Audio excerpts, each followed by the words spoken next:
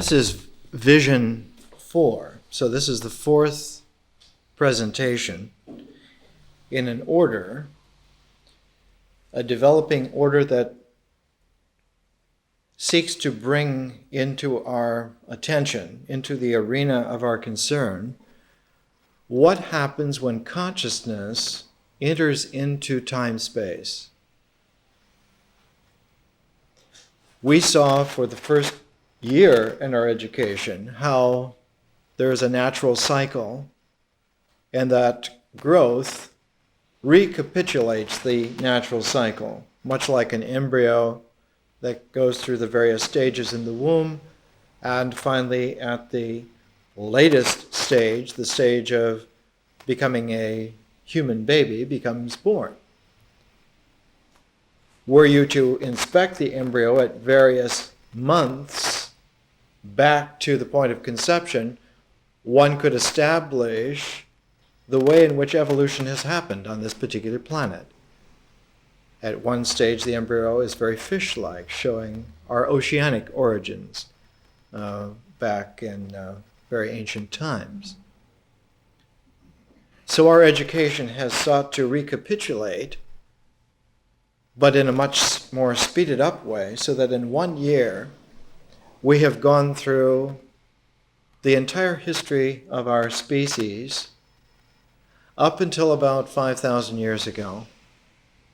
And of course, the first year took us up to the present, but 5,000 years ago, there began to be the stirrings of something new for men and women of our kind. And what was new about 5,000 years ago, about 3000 BC, was the introduction of written language, a written language developed enough to be able to disclose deep meaning. And the very first documents that we have from those time periods, we find that there is a wisdom education that's completely intact already. That wisdom education does not come into being 5,000 years ago, but that the written form of it comes into being, but that evidently the wisdom tradition of maturing men and women completely goes back many thousands of years before that. And we have talked about how if we look at the Ice Age art, Paleolithic art in the caves of southern France or northern Spain or even other places on the globe, we can see that men and women already some 30,000 years ago were already in possession of a wisdom cycle which came to some kind of a culmination. The larger caves like Lascaux have in their floor plan a placement of vignettes of activity that mount to a culminating activity. The floor plan shows that when you come into this kind of Paleolithic school, this Paleolithic temple, the cave as a temple, that those who came into it would be guided through to various sites in some kind of ritual order, and that ritual order built to a culmination. And in every site for which we can look at Paleolithic men and women, through their cave art, through their Ice Age initiatory educations, we can see that what was the culmination was a place that gave the experience similar to death. That one went through a death experience in life, and that registered not as death, but as a transformation. Now, from 30,000 years ago until 5,000 years ago, in that 25,000 years, apparently there were many sophisticated refinements of this kind of an education that we need to know what is beyond death in order to live at a higher quality of life. That our life, in a natural sense, can be fulfilling, can be rewarding, but that we have within our capacity the ability to appreciate an even larger scope than what nature in itself offers. And that larger scope was the beginnings of a cycle of learning, a cycle of life that would happen after transformation, that would happen after death. And that the early stylization of this realm of further life was in a pair of designations. One is that one entered another world, an underworld, or that one entered an overworld, a celestial realm. And that we were capable of factoring in, of adding the netherworld or the divine celestial realms to our life. That human life was capable of an unfolding, a revealing of a capacity not simply to exist, not simply just to live in nature, but to shine, to live in the entirety of the universe. That the netherworld and this world and the above world formed, as it were, three levels that could be incorporated together into a larger continuum, so that the spectrum of what was considered to be life was enlarged manyfold. And it was the purpose of the ancient educational tradition to make sure that this larger scope, not just the scope of life in the provincial nature where one would be, but life in its entirety, not just from birth to death, but from origin of the universe to culmination of the universe, and that the entirety of this situation was available. Now, 3000 BC, the quality of this education was compromised. The compromising of it was that the audience, which in Paleolithic times had been the entirety of the people, all of the men, all of the women, the entire population, human population, was included in this education.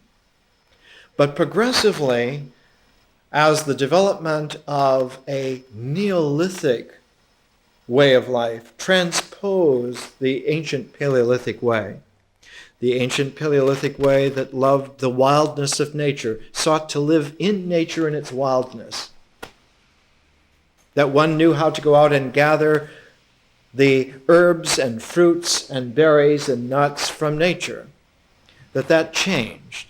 And in the Neolithic, selected parts of nature were tamed. The preferred berries, the preferred nuts, the preferred herbs were grown in plots that were abstracted from nature. Farming communities were set up to where the lands were tamed, the plants were tamed, and the animals also. Selected animals were tamed. And the taming of these animals, the taming of these plants, had an effect upon the people. The men and women became hierarchically arranged, and eventually this hierarchy in the Neolithic period gained a form which, when a great transformation happened 5,000 years ago, the achievement of a written language that what came into play was a further quality, a third level of civilization. No longer simply Paleolithic or Neolithic, but now it was a symbolic civilization. And with the introduction of symbolic civilizations, the hierarchy that had been developed in Neolithic times became firmed up. And literally, it became gelled into a pyramid. And at the top of the pyramid was the king. At the apex of the social structure was the ruler. And this king, and sometimes it would be a female who would inhabit the office of the king, the divine king. And 3,000 years ago, this social structure even more constricted the access of the old wisdom education, which in Paleolithic times was available to everyone. It was a part of the way in which men and women lived. They lived with wisdom. The very species that we are is designated Homo sapiens sapiens. We're not just wisdom man, but we're wise about wisdom man. We repeat the sapiens. Homo sapiens sapiens.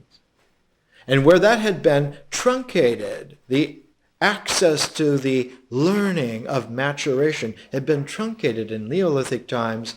3,000 years ago, 3,000 BC, it became formulated so that the only person who really had to know was the divine king. And so all the powers of traditional wisdom were focused on the education of the king. And wisdom became a royal art. And more, the population of men and women who were not in the direct resonance, who didn't live in the royal palace grounds, would not have access to this maturation. And so for the last 5,000 years, larger and larger portions of humanity have sunk into a kind of inherited, ghettoized ignorance. A quality where the full maturation of one's capacities to include from the beginning of the universe until its ultimate culmination, that range was shrunk and left just to the natural realm, but as symbolic civilization developed and sophisticated and added veils, the natural access also was lost. The very natural process of learning abstract comportment with the mind contributed far more than any coterie of elitists who would keep the common people ignorant. That kind of revolutionary talk belongs to about 200 or 300 years ago and really is not the case. The case is more like, over a period of several thousand years, the atrophying of the ability to appreciate the complete dimensions of maturity have come to a crunch. In our generation, not just in our time, but in this generation, that whole symbolic civilized structure is now itself come to the end of its life cycle. The end of its ability to hold as a form has come to a point where another transformation is necessary. And the concern, I think, everywhere, as the concern is here, everywhere where men and women on this planet at this particular time are searching to reorient or recalibrate themselves, the basic foundation can be understood to be a reconnoitering of the entire wisdom tradition. How it was in Paleolithic times, in Neolithic times, in historic civilizations of the symbolic order, right up to our own generation, right up to our own present moment. And that's what we're seeking to do here. Now, this is the fourth lecture in Vision. And this lecture brings the first four into some kind of a square. And we've gone through this several times now. How the attention that we have, the limited attention that's available to us, the way in which our ineffective schooling, the way in which our limited access, the way in which our atrophied powers, we're able to cope, able to struggle. Literally, the phrase is a frame of reference. It's very difficult for us to have the courage to look outside of a frame of reference. We feel disoriented because our orientation is by the frame of reference. Even in such a simple confrontation as viewing an old-fashioned reel film, if the gate is dirty and the old-fashioned reel film gets stuck in the gate and you get a shuddering of the image on the screen, it produces almost this kind of neurotic effect that one gets emotionally when things have colored outside of the frame of reference. One is no longer oriented in an easy way. And this kind of jarringness, even the language itself, contains reference to this quality of being comfortable with limitation, being secure with atrophied capacities. And yet, we're faced paradoxically with a situation where if we remain limited, if we remain ignorant, we will perish with this age. Because this age has no sustaining power whatsoever. The civilization in which we live today has no enduring quality whatsoever. Not because of a loss of ethics or a loss of values, though those are quite apparent, but because the very structure of its tenacity in conscious time-space is spent. And as it loses its footings, as it loses its frames of reference on every level, the end result is what you can see around you. The access to the world is very simple.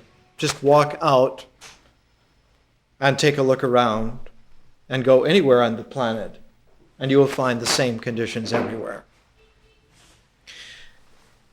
So that when we come to symbols 4, or we come to myth 4, or we come to vision 4, wherever we come to the fourth presentation in a series, we by now have gone through this several times, and we know that we've come to a culminating square, which we call a square of attention.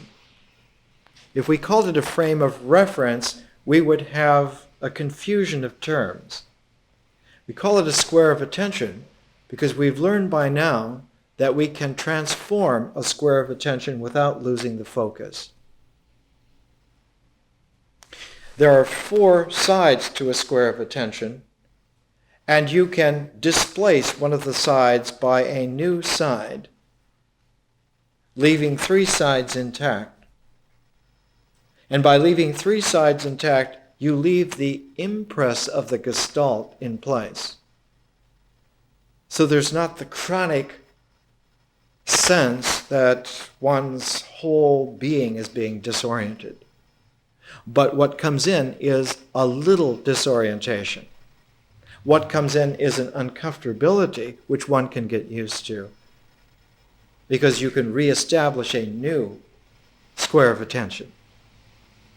And so this technique goes back to the ancient Paleolithic technique of a little death, of a tiny death, as the culmination of an education unfolding, and it's like an inoculation.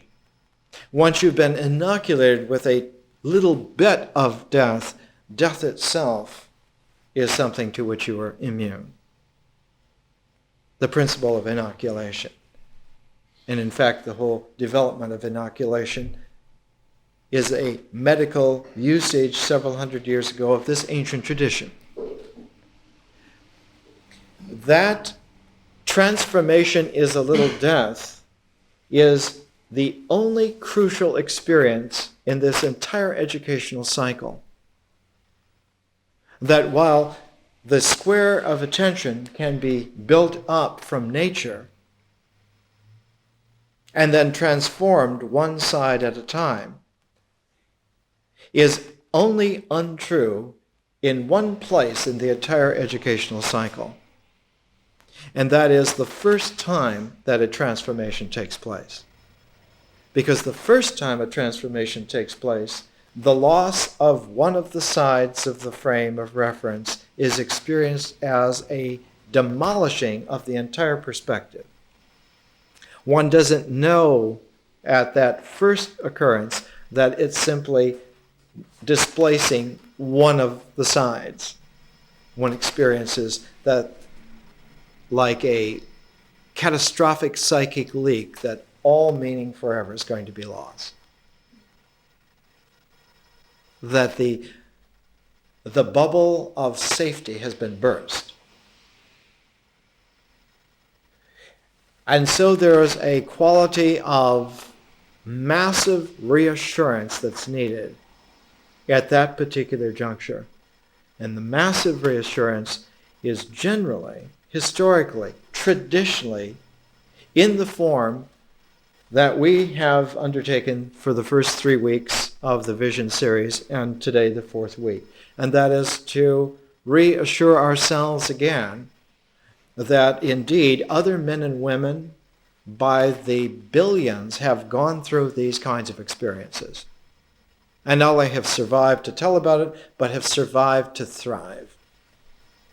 That it's something which we do. Our species does this. We are Homo sapiens sapiens. We are wisdom human beings. And we thrive in this. The way of this particular education, of showing how this has happened time and time again, was to show 2 historical nodes at which this wisdom education obtaining in maturity made an impress which is still remembered, I think, everywhere in the world today, wherever educated men and women are able to have access to a little bit of education even. One has heard of the Western tradition having a renaissance. And one has heard that the Western tradition had some kind of classical period. That there was a classical period of great maturity. And that there was a renaissance, a rebirthing of that classical maturity some 1,500 years later.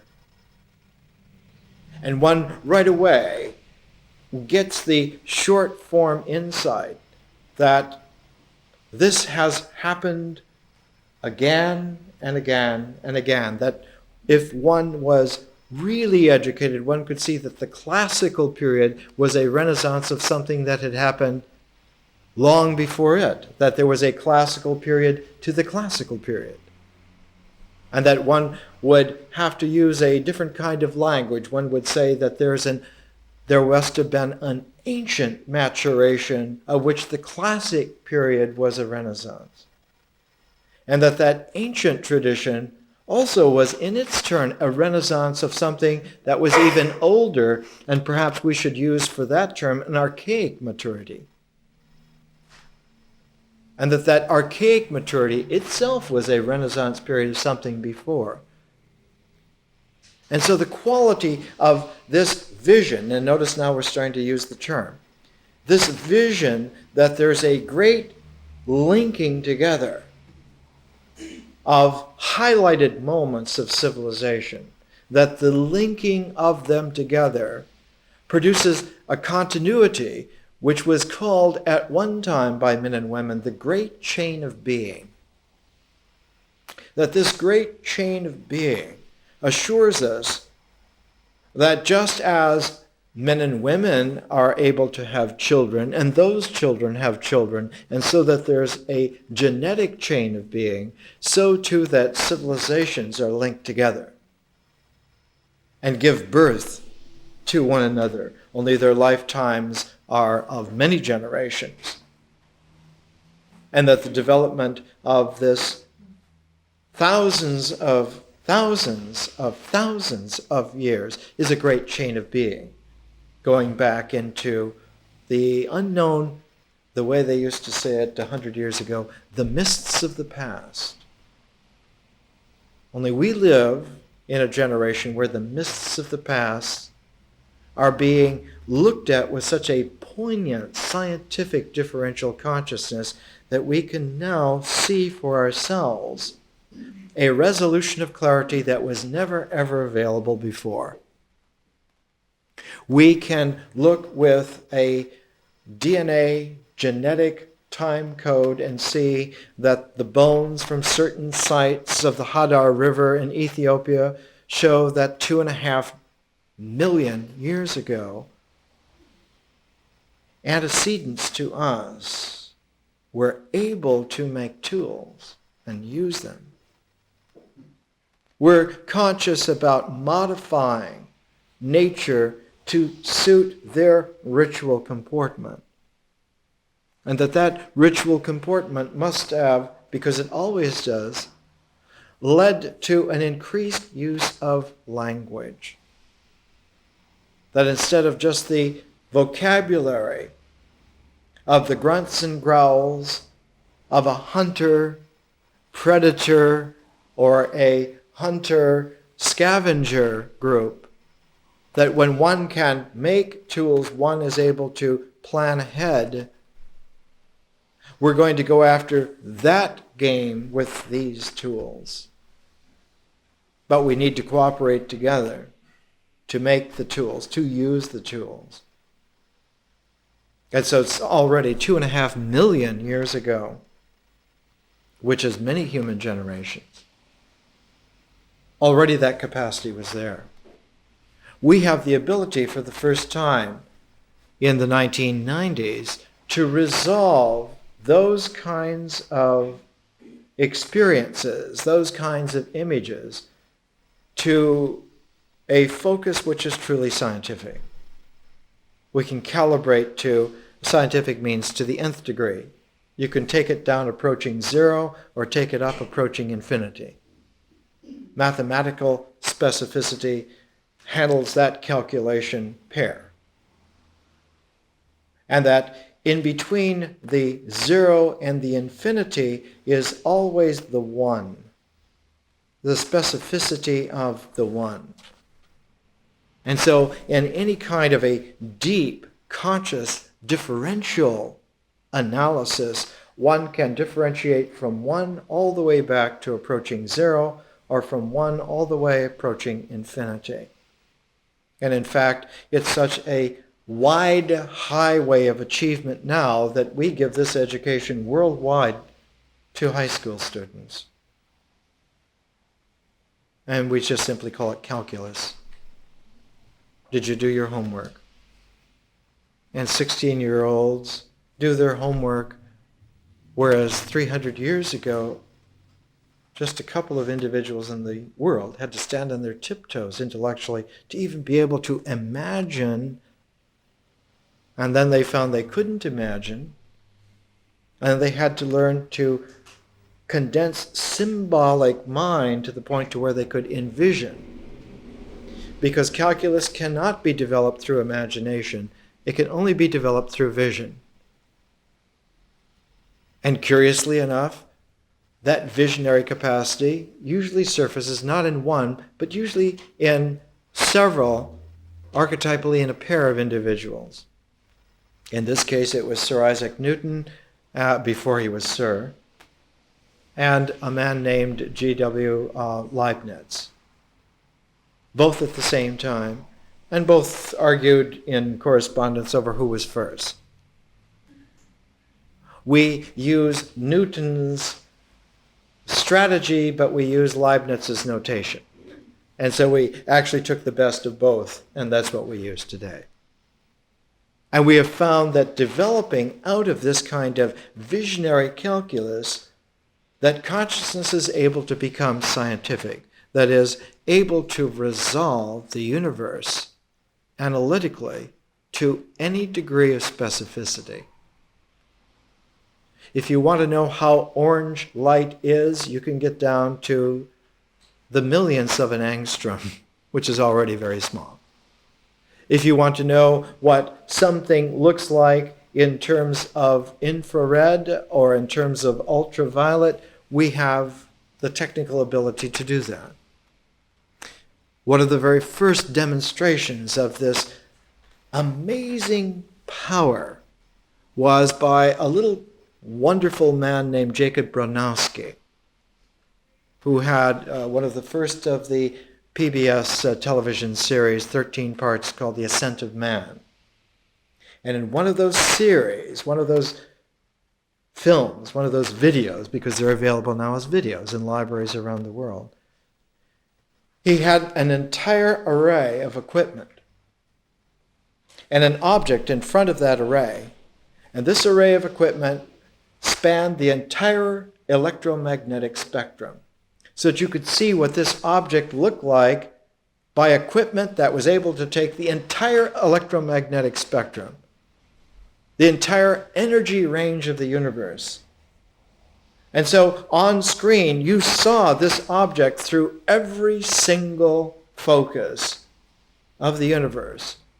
And it was curious because only in one narrow focus were you able to see the object with enough resolution to recognize that it was a man. And the equipment for that particular focus was the human eye. That the human eye is genetically achieved through billions of years of evolution to see to the degree of personality, to see who it is, to recognize someone. That life has shown us that what we need to see is who. That all of the rest of the range of the electromagnetic spectrum is a further development to be continued later, but that what we need to know is who. And so wisdom tradition, educations like this one, for thousands of years, have concentrated on learning to the point of maturing so that you can look at yourself and recognize who you are. Because you have the physiological eyes to do this. You physiologically were born, were gifted with that capacity to recognize yourself. You do not have to inspect an infrared capacity or an ultraviolet capacity to determine who you are. You can do that by looking with your own eyes. And yet, in a limited, truncated capacity, in an ignorance, we cannot do this simple, most profound and essential act. In our time, on this planet, it's a very rare person who can look at someone and see who they are, who can look at themselves and understand completely who they are. We need to consult the forms, the identity papers, the personality tests, etc., etc. And all of this is an indication of how lost, of how ignorant, of how incomplete the educational programs are. Why is an educational program like this not world-class worldwide? There were many long ages where it simply was the wisdom of the day.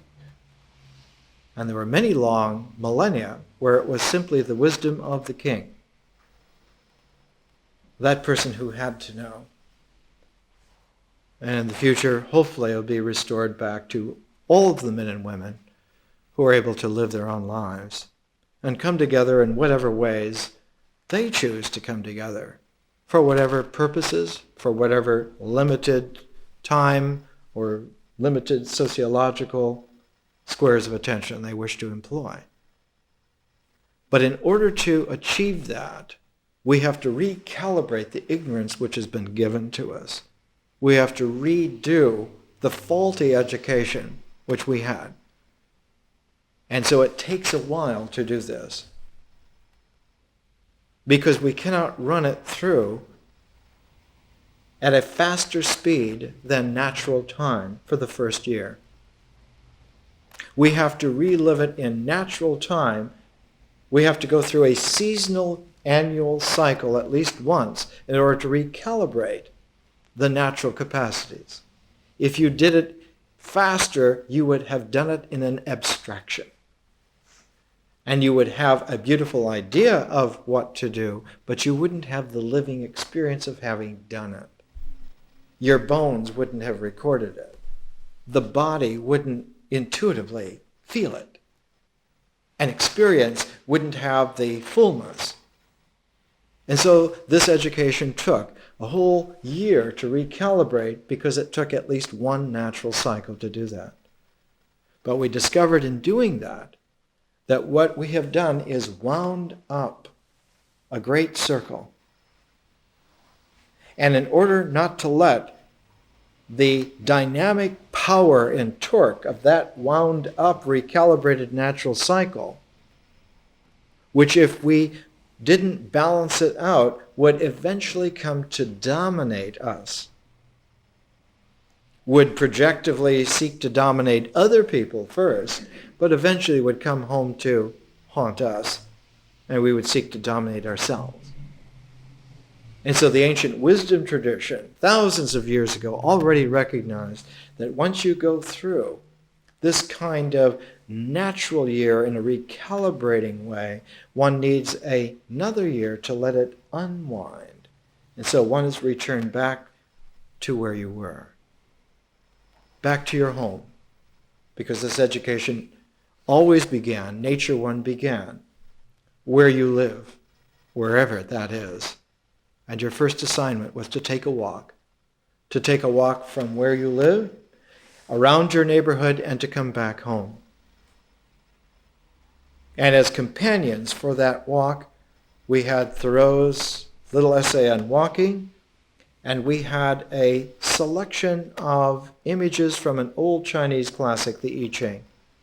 And we paired those two together, and we found that just taking a walk with that kind of pairing gave us enough of the axiomatic basis of a methodological inquiry so that we could have an education. And now we've come to the beginning of the second year, and Vision 4 is the unwinding, and it's the culmination of the unwinding to the point of the first square of attention, the first 4 lectures. And that each one of the 4 seasons, if you put the 4 seasons together of the first year, that would be a large square of attention, the attention to the entire year. And each one of those seasons would be 13 weeks, 4 13-week sections. And within each of those 4 13-week sections, we took 3 sets of 4 and saved one aside as the 13th. So that every season had a structure of 12 lectures arranged in 4s, 1 through 4, 5 through 8, 9 through 12, and a 13th lecture, which was not in that structure, so that it was an interval, it was a spacing, so that we didn't run the squares together. As long as you keep the squares of attention together, as long as you keep the pictures adjacent, the pictures will flow as movement. If you take a frame of a picture and juxtapose it so that the next picture is adjacent to it, and you make just 30 of these, you can run them in an order and you cannot tell that you're looking at frames. 30 frames per second is the speed of video. What we are trying to do is pay attention to the fact that structure of learning records on the deepest level, on the who we are. And so we, out of courtesy to the who we are, make sure that we don't blur what we're learning. Most education today results in a blur. That's why the memory retentive percentage is so low. If you finish a 4-year university program and get a degree, how much of that are you going to remember 10 years later? How much are you going to be able to put into use 30 years later? Well, one can even reduce that down to just a few months. Within a few months of graduation, how much of their education does a graduate remember? And within a year, how much are they using? The throwaway ratio is catastrophic. And that's just for people who successfully go through a university education. What about the high school level? And even there, one faces 50% dropout rate. The educational forms that obtain today are useless. They are worse than useful. One ends up in a negative bound.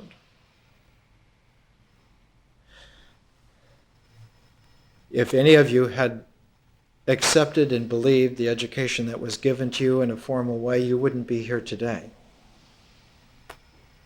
There's something in every one of you that's alive. The you in you is alive and searching, alive and kicking, wanting to explore. And the whole motive for exploring life further is a function of consciousness. And consciousness in an education comes into play almost immediately. But in our education, we had to hold it in abeyance, hold it in suspension, hold the investigation of it until this time. Because the whole first year, in the natural cycle, if you factor consciousness in, you never discover the way in which we grew to the point of consciousness. And part of what is important about this education is that nature be experienced as nature. That the existential quality of action be felt as action, not conceived as a plot of activity, but something which is done. And that language be that quality. It's a fluid parallel to nature. Language literally flames out of the planned order coming into play. The plan being not an intellectual diagram, but the plan being a selection. Ritual plans are selections from nature. They're not diagrammatic schema. A hunting group that makes a diagram of trying to bring down a large animal for the supper that night is not going to be a very successful hunting expedition. Even in my late generation of Americans, I'm seventh generation Americans. Our family tradition was that when a boy was 12, you give him a gun and you teach him how to hunt. And I can remember being distinctly shown how you will not be successful in hunting if you think that you're going to go out and get that game because you have the gun. The gun is used only for a split second, but the hunt is something that takes the day. And you have to learn to be there in the hunt for that day. And only when that opportunity comes for the trigger event does the gun participate. If you hold the gun as a club of success in the hunt, in a wilderness with wild animals, they're never going to get fed. They become very elusive. Events conspire against you. One of the great stories of this is William Faulkner's short story, The Bear, where the young boy is taken to the big woods to hunt. And in this big woods, this old bear is this mystical figure, this head of the animal powers of the big woods, of the primordial world. And he's told by an old half-Indian, half-black man, Sam Fathers, that he's going to end up like the other men who come to the hunt not to get game, but simply to drink and to play cards in the tent. In The Bear, Sam Fathers tells him, there will come a time where the big woods will call to you, and at that time you set your gun aside, you set your compass aside, you take your watch off, and you open yourself to the woods, and they will welcome you in. And in an initiation, you will learn again how to be there, how to be a part of that realm, which the boy does, and has this vision of the bear, who checks him out, who okays him to be able to live, so that the animals are there and they offer themselves to him in later life. When he really needs to eat, they will be there. We need to take a break because the machines are breaking down. They don't have the yoga which we have. And so we'll have a little courtesy towards their little mechanical defects, and we'll come back after a break.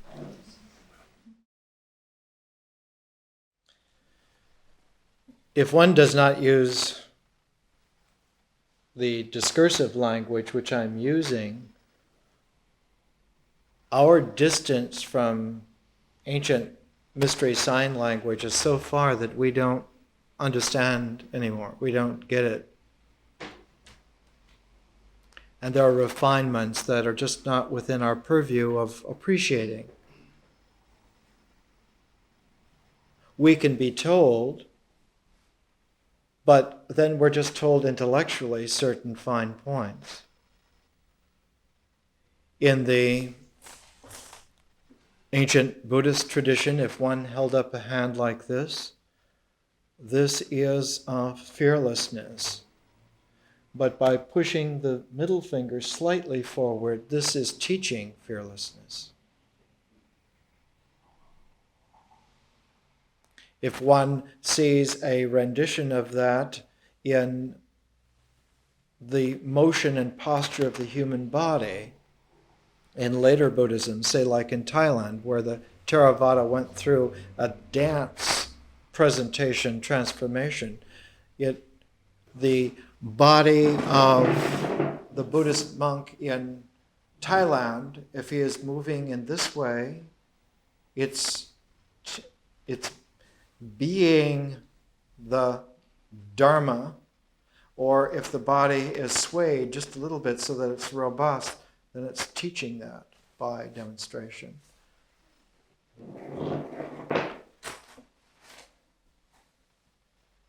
Always the teaching mode has a highlighted characteristic torque to it.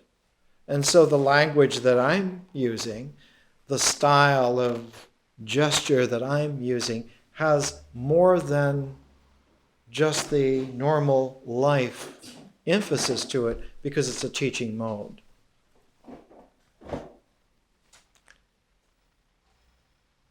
If we were just in a social situation or a human situation, I wouldn't talk this way at all. I most likely wouldn't know what to say.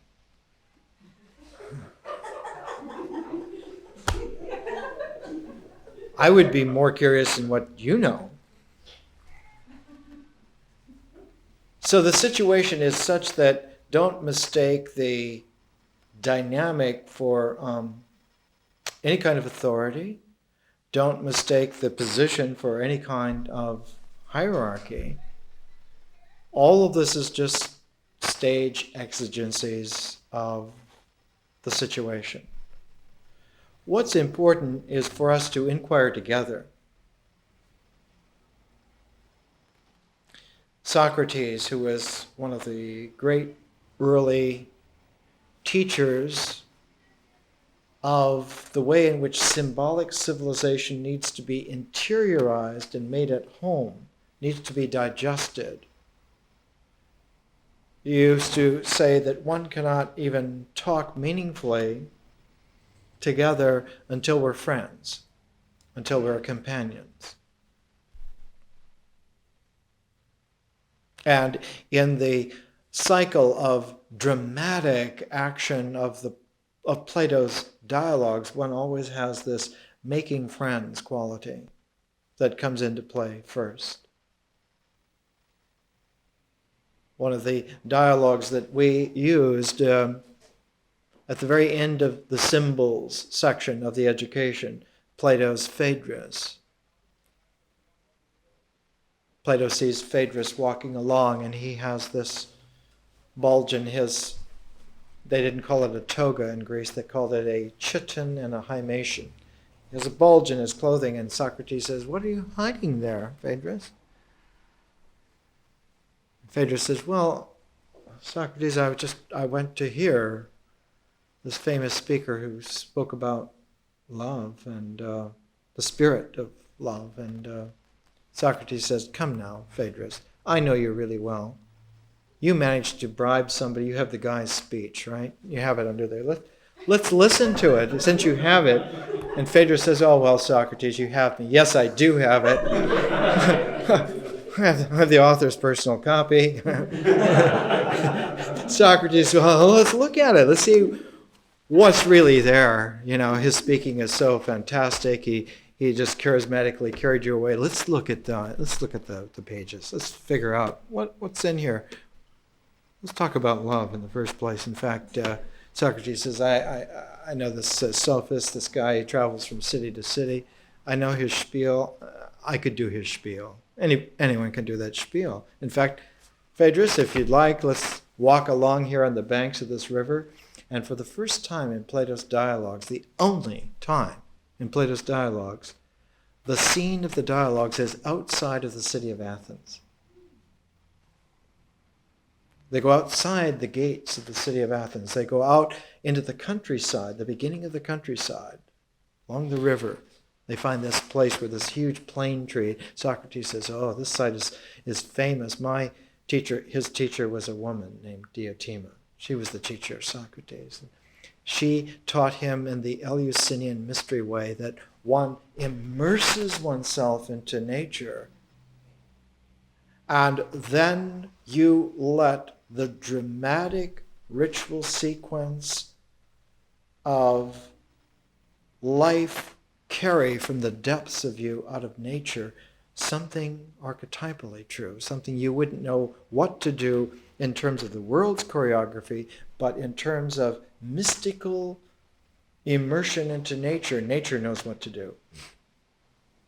She's very wise. She's done it for billions of years. On planets and star systems without end, she knows exactly what to do, and she loves a chance to cook again. And if you immerse yourself into nature so that you disappear into its flow, and you do this by suspending consciousness, by suspending the symbolic mind, the flow comes out in such a powerful way that even though you have different men and women, if they immerse themselves at the same time, if they dissolve into nature at the same time, the pattern of the flow is so universal, it will come up in all of them in the same way at the same time. And you will experience, not just as an individual, but in a whole room full of men and women will experience together at the same time that out of the mysteries of being dissolved into the mystical participation of nature, on the level of suspending symbolic mind, what comes out is an initiation into how existence begins. That existence seems to, like in an editing room, it seems to montage itself exactly into focus. That existence has a focus which it moves towards and which it then occupies. That anything that exists, that bodies, that the material elements of the universe have a place which they go to. A place which they know, it's their place. And in this montage, even on the atomic structure, even on the subatomic structure,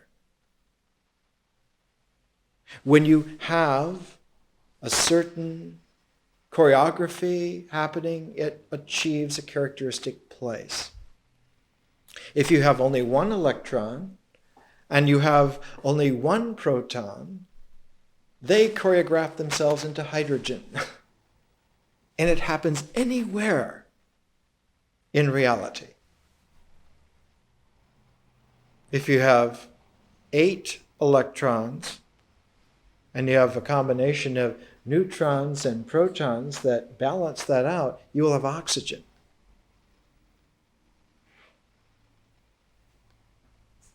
It's a curious thing, but the choreographing of existence, the way existence happens, is that it knows its place and seeks to go to that place. And if it cannot fully occupy that place, then it becomes a version of that place. There's such a thing as hydrogen having not the right mix. It has a little bit too much, and so it becomes heavy hydrogen, becomes deuterium. There's even a variant of hydrogen where it has a tritium. It has a double variant of itself. And without tritium, there would be no way to have nuclear reactions in bombs or reactors whatsoever. You have to have that version of hydrogen. You have to have a certain version of uranium. All existence, the Eleusinian mysteries in ancient Greece, an example, it showed a population of men and women again and again. Whenever you need a demonstration, you make the pilgrimage there to Eleusis, about a day's walk from Athens. And for more than 1,000 years, millions of ancient classical Greeks, men and women alike, proved to themselves, demonstrated to themselves that this is how it happens. And the injunction not to talk about it was an injunction not to smear the ritual purity with the fire of language. Because when language comes into play, it burns on the ritual action. It burns and uses it and changes it. Action makes bones. Language makes the bones dance.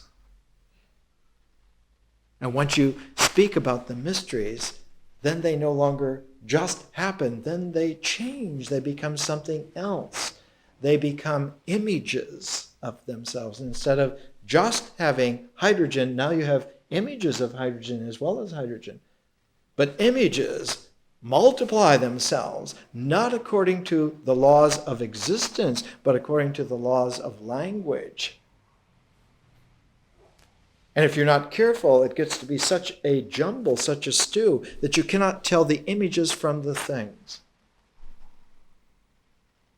So the injunction not to speak about the mysteries was not because they're secret and you shouldn't know. Everyone can know if you participate. They're just not speakable. It's something which is not speakable. There's certain qualities to advanced physics that one cannot speak about. Certain mathematical qualities one cannot speak about. Not because you're going to be punished because now you've told, because there's a dimension that doesn't lend itself to language without confusion coming into play. Because images, while they're very useful when you're dealing with images, images contaminate existence and many other levels. So if you're dealing with quantum mechanics and you introduce images, you're going to misconceive and not be able to apply it. When you see contemporary textbooks that come out showing quantum mechanics in pictures, you know that already the corruption of the understanding has proceeded very, very far. It isn't that one goes to hypersonic pictures in order to convey that. Yeah, you can force the issue and do that, but one misses the existential mystery of how all of this actually is. And the quality of the mysteries was to demonstrate by action and activity that life really is. And when it registers, when the gong strikes with that certainty that you really are, there's something so ineffable about that it resonates forever. That once you really are, even just once, you are forever. That existence has an eternal resonance to it. And in ancient wisdom traditions, some version of this would be said, what is there in all of the universe that would wipe existence away? Non-existence cannot wipe existence away. Non-existence is non-existent. That's why it's non-existent. Is there some black cloud of non-existence that could wipe existence away? It doesn't happen. The very fact that it's non-existence means it's disjunctive to existence. So existence, once it really is forever. In classical Greece, the formulation was made by a white-haired sage named Parmenides. What is. What isn't. And that's a disjunctive polarity they never touch. They never meet. And because they never touch and never meet, there's no membrane between them. There's no adjacency. They have no connective effect whatsoever. And the only time that you can bring existence and non-existence together is in a parenthetical thought, in an abstract thought that's not limited to nature, not limited to the laws of existence. And thought can abstract itself and conceive of existence and non-existence and conceive of them in some kind of polarized conjunction. But it occupies the same place as if you envision the torso of a man and the bottom part of the horse, and you come up with a centaur. The Greek word was chimera. The imagination in its abstract mode can conceive of a centaur, but you don't find them. You don't find the bones of centaurs.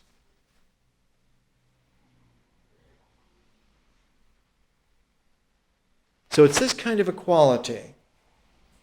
It's a quality where vision is conscious and has a completely different function from just images. Images belong to the imagination, but vision belongs to memory. It's totally, radically different.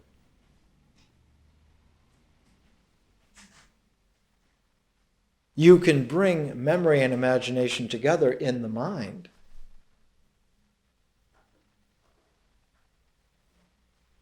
But they blank each other out. And you can prove it to yourself quite easily. The next time that you're driving 100 miles an hour on the freeway, start imagining something. And the better that you imagine it, the less you will see the freeway. It's a game of chicken with your own ignorance. You'll get it right away. You'll remind yourself right away to remember where you are, that you're at 110 miles an hour on I-5. And that imagining anything else, no matter how good or how terrible, is unprofitable at this moment. I remember old Thich Thien An saying one time there are going to be a lot of Zen Buddhists because of the freeways. You get right away that you have to wake up to where you are and recall and remember that if you start to daydream and drift in your problems, no matter how terrible, no matter how good, problems and prospects are equally lethal at this particular juncture. So that one then talks about, in a traditional way, that consciousness has something to do with the art of memory, which is quite distinct from imagination. And that imagination, beautiful as it is, functions on the mythic level, functions in language. And that language has an image base which allows for it to operate in such a wonderful way that it can interiorize. And imagination is that membrane of language that allows for images to interiorize. One can have interior images. We used Rilke's Sonnets to Orpheus one time in this course. And he has a line in there which translates that the divine facility of imagination makes a tree within the ear of listening, and we can hear the rustle of its leaves. Although this is very difficult for man to deal with, that he has this capacity. And because he has this capacity, his life is complicated to such an extent that it's very difficult for him to trust that he knows what he's doing, and tends to look for experts who are able to handle this for him, or look for others who are good at this. And that this whole motif, this whole way of images and imagination being displaced by memory also gives us an indication that when consciousness comes into play, consciousness tends to displace experience. Imagination goes with experience. Consciousness goes with vision. Vision tends to blank out experience. So that the neophyte contemplative, the young meditator, who is able finally to settle down and to focus and to bring imagination to a rest, bring this quality of equanimity to the mind, becomes suddenly shocked to find that images disappear. Not only do images disappear, but the entire base, the entire image base disappears. It disappears with such finality that it leaves no trace whatsoever. So that later on, when the contemplator becomes very good at doing this, goes back and explores and tries to find, does it leave any kind of ion trail? Is it like a Klingon cloaking device? Is there some way that one gets a weird radiation trail? Nothing whatsoever. That images vanish from the mind so completely that there's not only no trace of them, there's no sense of blackout or cutout in the structure of the field of perception. Their being there did not have existence. And thus, that's called Maya. To think that the stones that you're stubbing your toe on are Maya is rather brutally naive. You must learn not to do this. If you put your hand in the fire, the flame will burn you. If you put your imaginative hand into an imaginative fire, you will think it's burning you, but it won't. And you have to be able to tell the difference. But you cannot tell the difference in terms of the mind. Mind doesn't do that. It can do that, but it has to undergo a revision, a recalibration.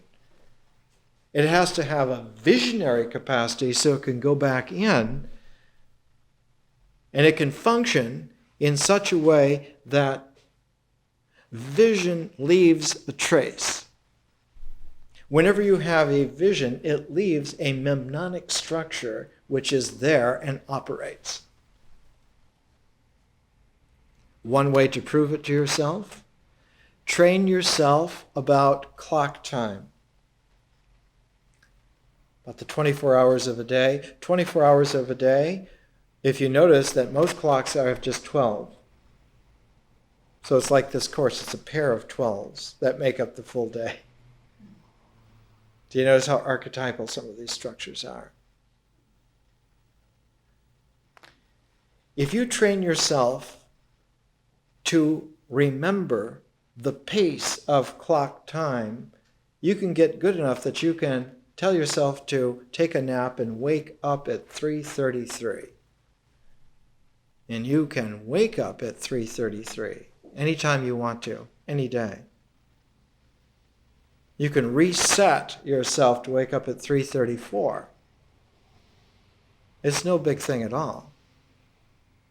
Any of you, almost anyone that you meet, is able to do this because a mnemonic, visionary pictorial leaves in place an invisible structure. It continues to occupy a distributive pattern which you can introduce other content into that pattern. So that once you train a mind in memory, you can apply that memory to any kind of content whatsoever. The content, when it leaves, it disappears, but it doesn't take the structure, the mnemonic structure with it. That remains. And you can have a mnemonic structure that has no content whatsoever, just the invisible structure of memory. And when one walks in the world with that, the world in its images becomes transparent.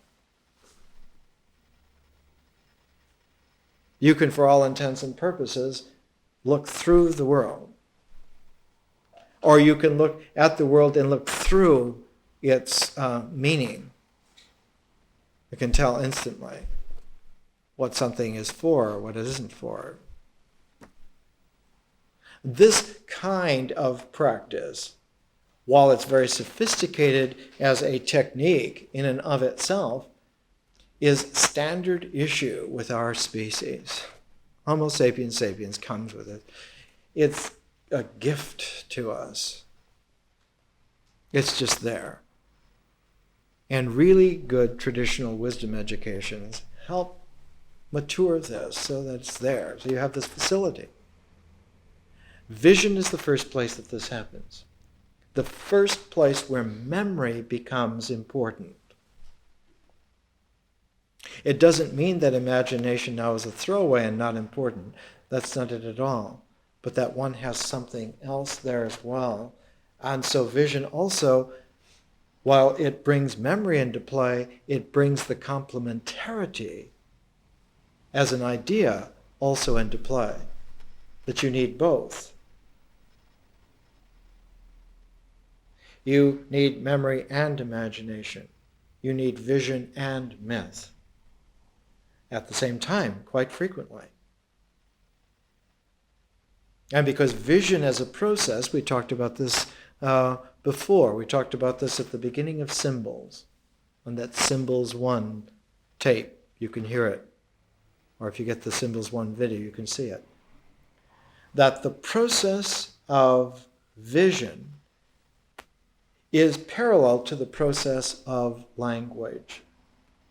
Vision and language are parallel, and they both are parallel to the process of nature. That the way nature works, the way language works, the way memory visioning works, they're like three fluid flows that can, as a matter of fact, be brought into modulation.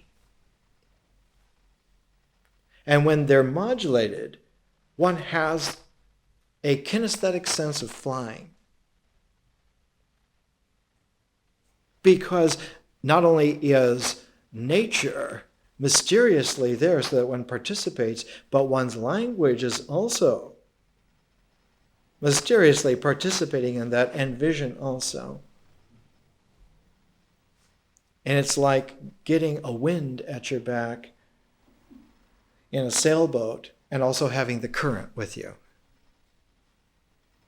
You can really shoot along. If you hit the Gulf Stream in a brisk wind, your sailboat can really hit the was the first person to discover the Gulf Stream was Benjamin Franklin. He would get bored making all these oceanic crossings across the Atlantic, and so he did what nobody else had ever done. He used to take the water temperature and used to take flow readings all the way across the Atlantic Ocean. And he discovered that there's a huge river in the Atlantic Ocean. How can there be a river in the Atlantic Ocean?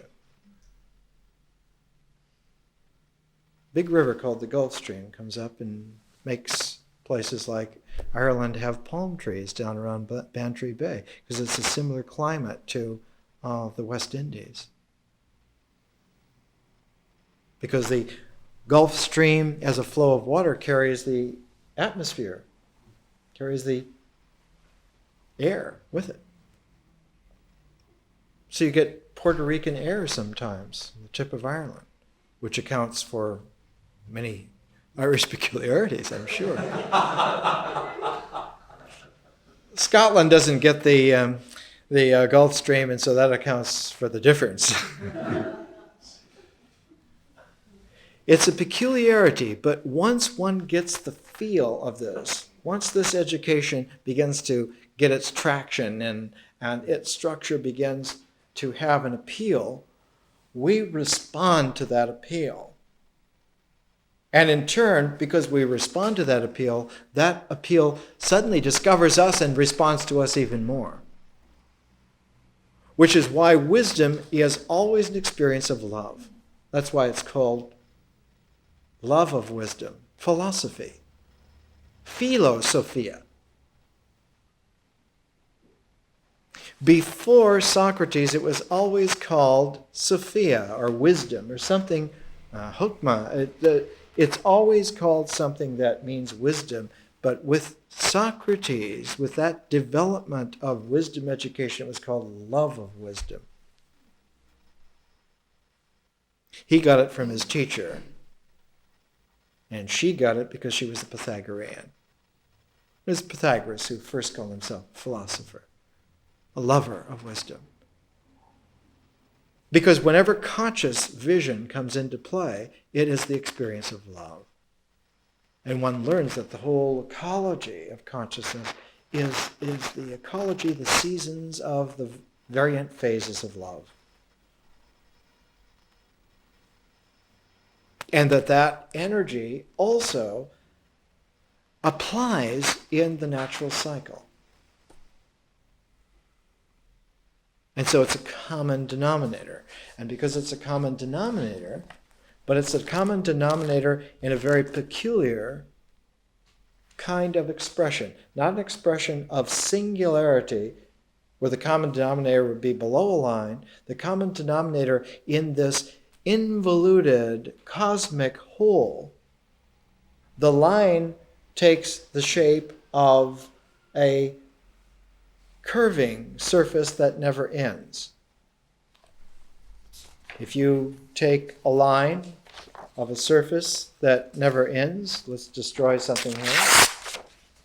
Here's a line of a surface, and if you twist it and bring it around into a Mobius strip, that line never ends. You can infinitely go along that line, never lose it, never break it. So that the ancient symbol of that was this sign, infinity sign.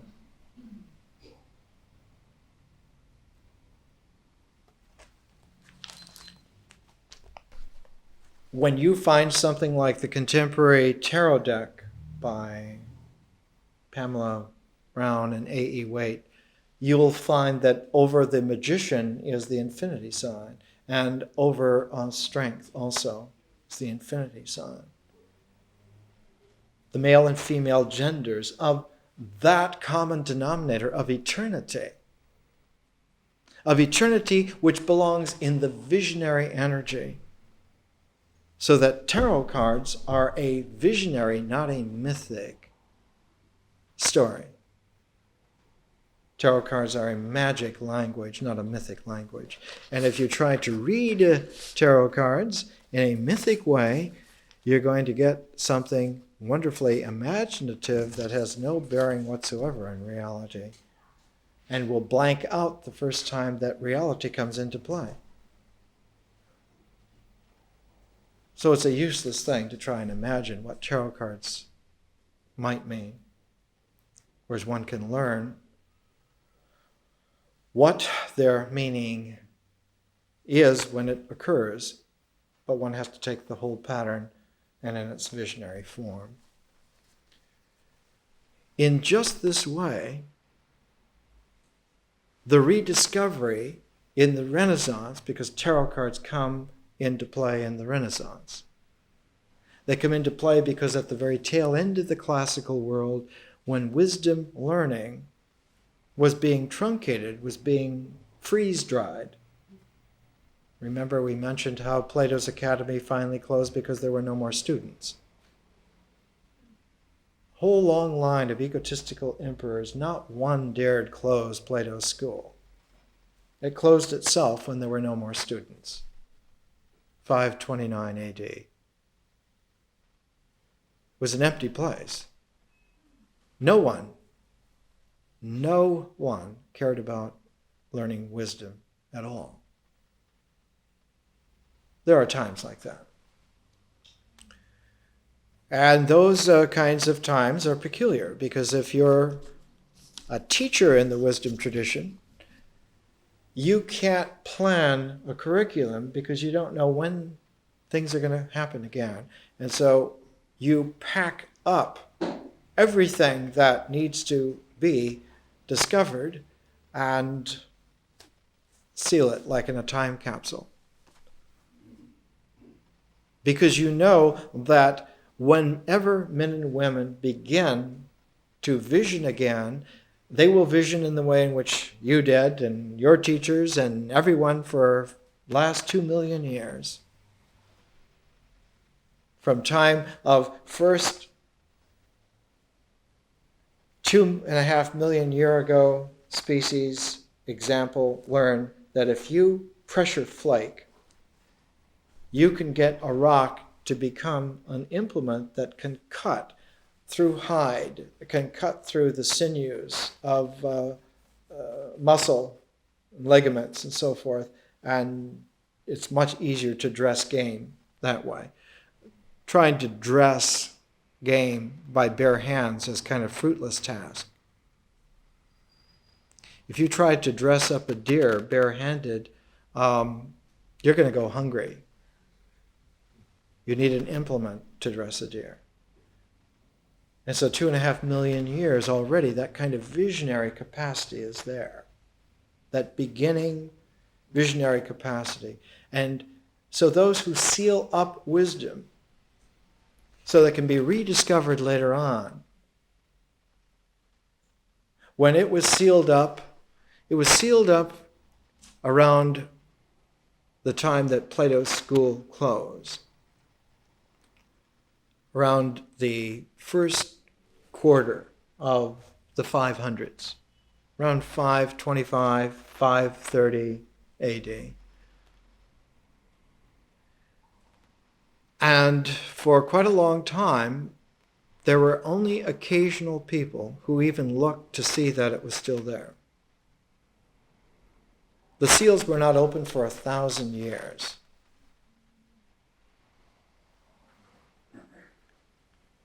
It's a peculiarity, but at that time, in order to give a memnonic, an archetypal vision to this wisdom tradition, because it was a transformation that had happened at the end of the divine king era.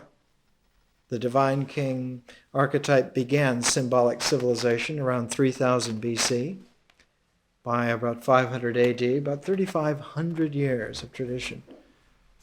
And so the way it was packed away with a label that read, "This is for the king, given to him by his wisdom master, his wisdom magus, his magician." And so the king and the magician were packed together as a pair. And the whole package was just labeled king and magician. And the first time that it was opened, the first time it was begun to be fiddled with, was by a writer who came in the middle of the 1100s. He was an Englishman, because Englishmen sometimes get dogged, and they refuse to quit. And he was from Monmouth, not far from the Wiltshire plain of the Stonehenge, the Rollright stones. And Geoffrey of Monmouth began opening this up, and he wrote a mystical history of the ancient kings and how the kingship had come to a focus with King Arthur and his magician Merlin. And so King Arthur and Merlin were the archetype, because they were real figures around the time that Plato's school closed, in the 520s AD. That's when they lived and died. That's when those events took place.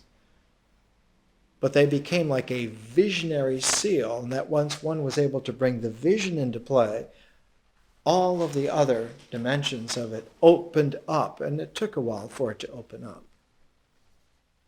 And of course it wasn't so much Geoffrey who opened them up. He just began opening the package. It took a wild Frenchman, Chrétien de Troyes, to suddenly let the whole thing explode into its bouquet of surprises. And where Geoffrey had a vision, Chrétien made a work of art. And his Arthurian stories are artistic. He's not satisfied just to have the vision. He wants to have the whole thing told in such a way that these stories will last forever. These stories will be told in every language forever. And out of that development comes the ability to open up image bases which were sealed symbolically with symbolic knots, but it takes a visionary hand to find where that symbolic knot is, because it's not visible. There's no image of it. Where is that knot tied? That knot it's not tied on any table that you could find. It's tied in the mind, but it's tied with a string that's not itself an image, but is a memnonic structure. They use the lines of the memory structure to tie the knot. So one has to have access to that visionary capacity of memory before you can even tell, well, there's a knot here, tied with the invisible string of the structures of memory. And then the phrase is the same in every age. Well, what the hell? Let's open it. What's in there? And when one opens it, one finds the who of wise men and women greet them again by their presence. They're there all that time. How are they going to age? What's going to wipe their existence from this universe? Are you kidding? Demons? Climb aboard. Bad guys? Bad girls? We're the bad guys. We're the bad girls. Because we're opening things that were not supposed to be open because we were told don't mess with it. Because if you mess with it, then all the structures that are comfortable are no longer going to be comfortable. And our reply in every age is the same. It's too damn bad. We're going to go out and do it anyway. Because we're not satisfied with just being in boxes.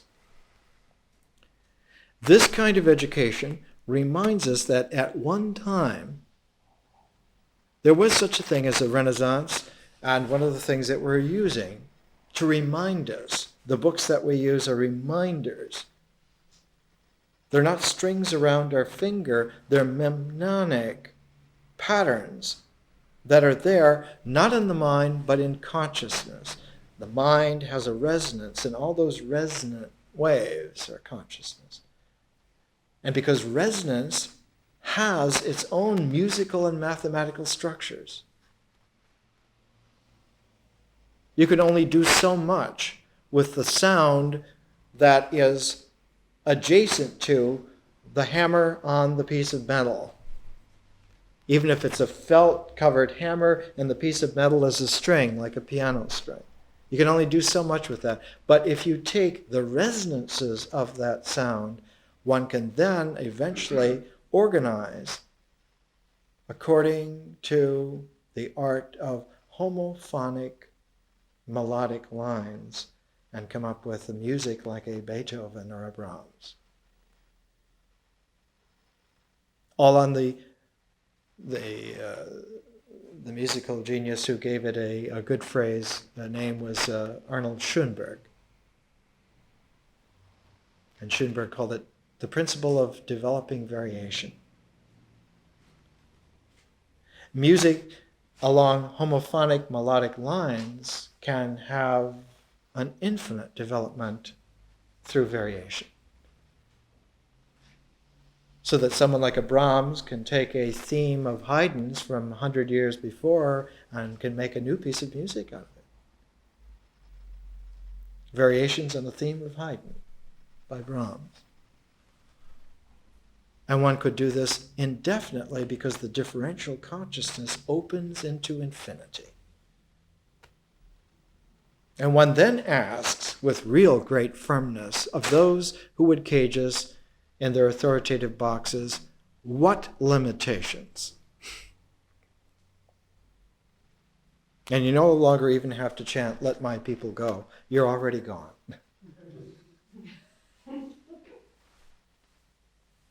You don't even have to say it. Well, those of you who are old enough to remember George Goebel, I see by the clock on the wall it's time to leave, but we'll be back.